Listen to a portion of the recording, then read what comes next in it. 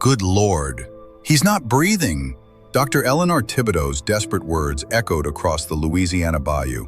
Her hands trembled as she held the small, lifeless body of the puppy. The late afternoon sun cast long shadows over 4 abandoned puppies, one of them on the brink of death, with no sign of their mother anywhere. The air hung heavy with tension and fear. The wide-eyed farmers reflected the horror of the situation. Raymond Boudreau, the farm owner, could barely breathe, his expression a mixture of anguish and desperate hope. As Eleanor fought to save the puppy, several questions arose. Where could the mother of these little ones be, and why was there blood near the fence? Would Eleanor be able to save the puppy? This story goes deeper than it appears. Please subscribe to our channel now and leave a comment telling us how many pets you have or have had in the past. The wind blew fiercely, carrying the scent of juniper and dust from the Louisiana bayou, while a small group of farmers gathered at Raymond Boudreau's property, nestled in a remote valley. The atmosphere was tense, heavy with shared concern. In recent days, wolves had attacked their herds, and the fear of new losses hung in the air. This meeting, a recent initiative, was a desperate attempt to find solutions to protect their animals and families. "I just can't take it anymore," sighed Clyde, a farmer with a sun-weathered face. "I lost 3 cattle this week. These wolves are getting bolder by the day. We can't simply kill them," argued another farmer, Marcus. "They're an important part of the natural balance around here, but we also need to protect our livelihood." The conversation reflected the dilemma they faced: how to balance respect for nature with the need for survival in such challenging terrain. The arrival of Dr. Eleanor Thibodeau, a renowned veterinarian with extensive experience in wildlife, brought a ray of hope. She had spent years at an environmental reserve, caring for wild animals, and her understanding of wolf behavior was profound. Eleanor, with her calm presence and perceptive gaze, began her talk. "Wolves are intelligent and territorial creatures," she explained. "They attack out of necessity to feed their families. We need to understand their movement patterns and create strategies that keep them away from our animals without harming them." She shared techniques for protecting herds, such as using trained shepherd dogs and reinforcing fences with low-voltage electric wires that would frighten wolves without causing harm. She also explained the importance of not leaving animal remains near farms, which could attract them. During the presentation, Raymond Boudreau mentioned the disappearance of his dog, which had occurred a few days ago. "She was pregnant," he said, his voice choked with emotion. "I'm afraid she might have fallen victim to the wolves." Eleanor listened attentively, her eyes conveying compassion. "There's a possibility she's still alive," she said with cautious optimism. "Perhaps she sought a safe place to have her puppies. If she survived the attack, she'll be injured and in need of help." Hope rekindled in Raymond's eyes. The farm was vast, with countless hiding places among the hills and valleys. The possibility, however small, that his dog was alive was enough to motivate them to search for her. "When we finish here, I can help you look for her," said Eleanor, nodding to Raymond. As Eleanor returned to explaining protection techniques, Vernon, a farmer with a skeptical look, interrupted with a pertinent concern.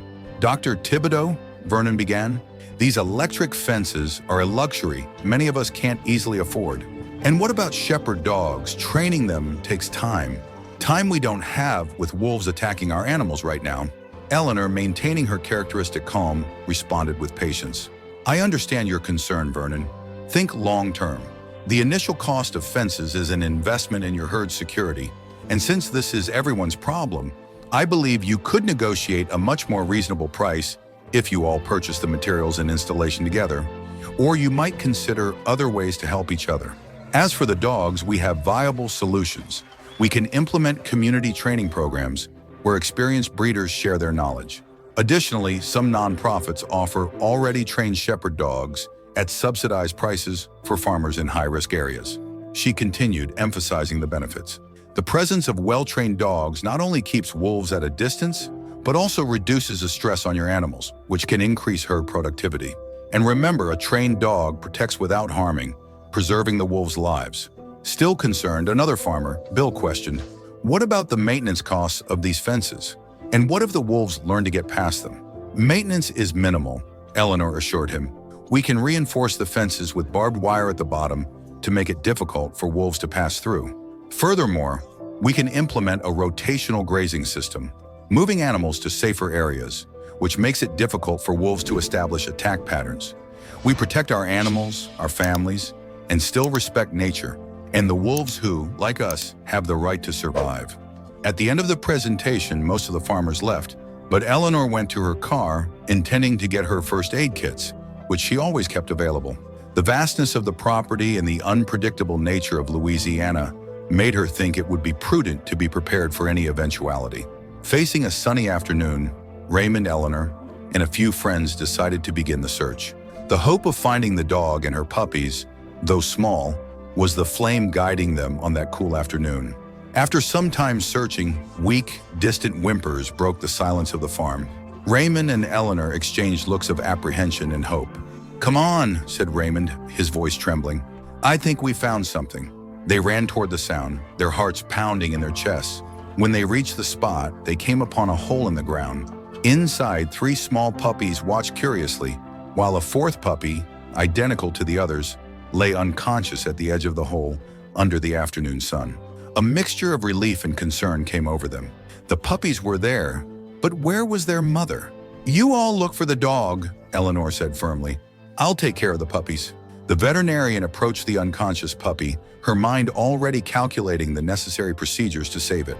With each passing second, the hope for a happy ending mingled with the fear of the unknown. Eleanor knelt beside the unconscious puppy, her expression serious. The small, motionless body under the setting sun contrasted with the vibrant energy of the siblings watching from the hole.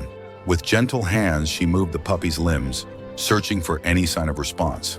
Nothing. The veterinarian took her stethoscope and positioned it on the tiny chest. The silence that followed was agonizing. Carefully, Eleanor placed an inhalation mask, equipment used to administer medication in nebulized form, hoping it would help stabilize the puppy's breathing.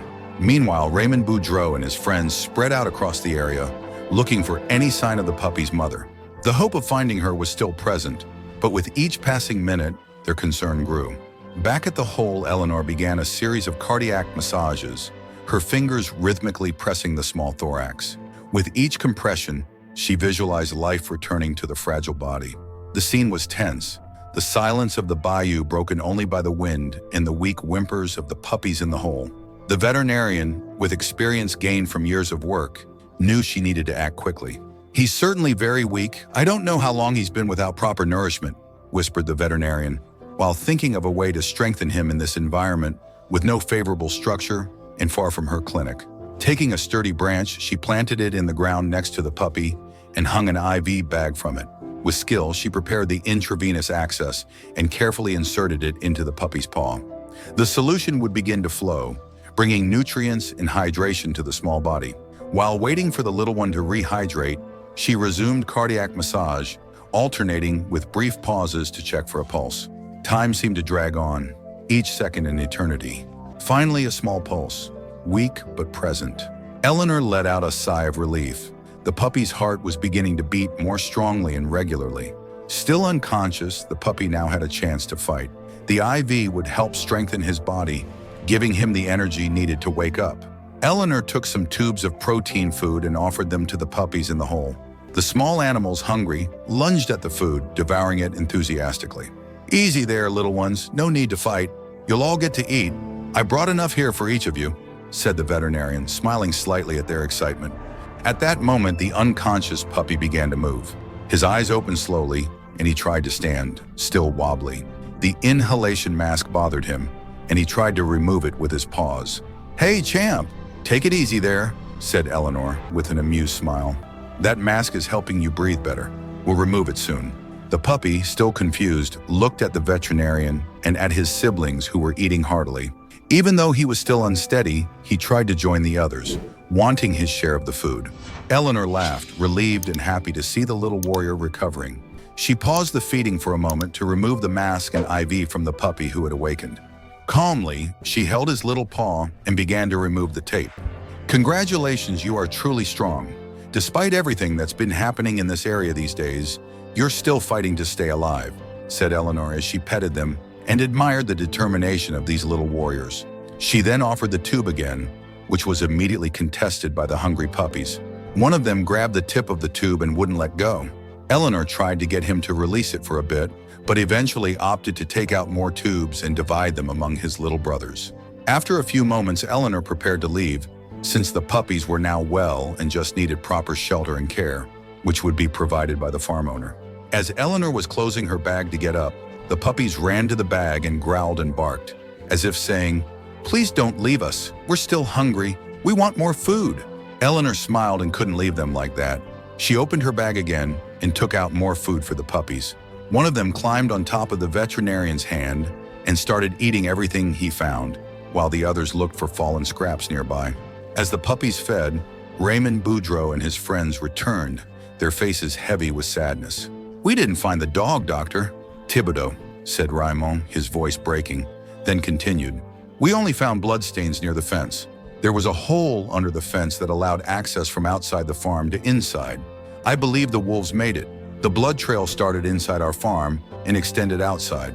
Passing through that hole, it seems she fought against wolves but couldn't survive." Eleanor listened in silence, her heart heavy with the news, allowing the somber moment to settle. The joy of saving the puppies was overshadowed by the tragedy. Eleanor, watching the small animals now feeding vigorously, felt a pang of sadness. Puppies who had escaped death, but who would now face life without their mother's protection. Raymond Boudreau, his face marked by pain, took the puppies in his arms. "I'll take them home," he said, his voice hoarse. "My wife will look after them." Eleanor nodded, admiring Raymond's strength in the face of adversity. "They need a warm, safe place," she commented, "and plenty of love." As Raymond prepared to leave, Eleanor offered additional help. "If you need anything, don't hesitate to call me," she said, handing him her detailed card with contact information. "I'm always available to help." Raymond thanked her, his gaze conveying deep gratitude. "Thank you for everything, Doctor." "Thibodeau," he expressed, "you saved my puppies' lives, and you gave us hope." With the puppies nestled in his arms, Raymond said goodbye and headed for his home. Eleanor watched as he walked away, her heart filled with conflicting emotions. The sadness over the loss of the dog mingled with the satisfaction of having saved her puppies. Meanwhile, the other farmers began discussing Eleanor's strategies for protecting their herds. The idea of electric fences and shepherd dogs, previously viewed with skepticism, now began to solidify as a viable solution. The veterinarian's experience and her passion for animals had earned the group's trust. "We need to come together," proclaimed Clyde with renewed determination. "If we work together, we can protect our animals and our families, and ensure that the wolves also have their place in this land." The farmers' unity became a symbol of hope amid tragedy. They had learned a valuable lesson that day: the importance of collaboration and seeking solutions that benefit everyone, humans and animals alike. Eleanor, observing the farmers' determination, felt a wave of optimism. Despite the sadness over the loss of the dog, she knew that her visit to Louisiana had made a difference. She had planted the seed of hope in a community that was struggling for survival in an unforgiving land. What about you? What would you do if you found abandoned puppies like these? Do you believe a peaceful coexistence between farmers and wolves in the region would be possible? Please share your opinion in the comments below. And if this story touched you as much as it touched us, click the like button and subscribe to our channel. 90% of our viewers don't subscribe, and we need your help to continue bringing you incredible stories. I'll give you a moment to like and subscribe.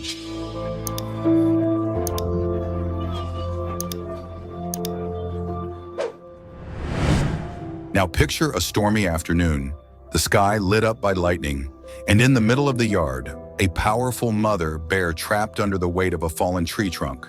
Her eyes filled with pain and fear, search for a miracle. Her cubs watch from a distance, unable to help. Nearby, a man in his mid-60s is moved by the situation and decides to run through the rain, determined to free her against all odds. He's willing to risk everything necessary to save this bear family. Can you feel the tension of this act of courage?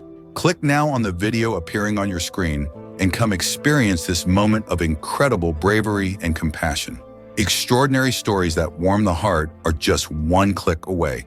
I'll see you in the next video.